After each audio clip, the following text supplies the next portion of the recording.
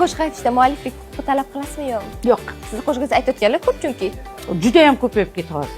Mani nomimdan, mani ovozimdan qo'shiqlar aytib, konsertlar berishyapti. Hamma yoqda. Sizni ovozingiz bilan o'zgartirmasdan shundoq shu turishda, ha. Berasiz demadingizmi? Yo'q, mayli omadini bersin. Barakasini berib, faqat duo qilib qo'ysa bo'ldi.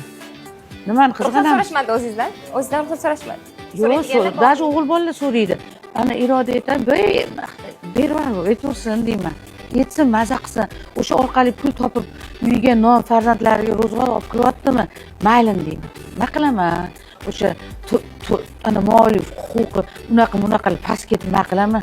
Nima qilaman past ketib? Voy mani otamni qo'shig'i, voy mani onamni qo'shig'i deb o'tirmayman.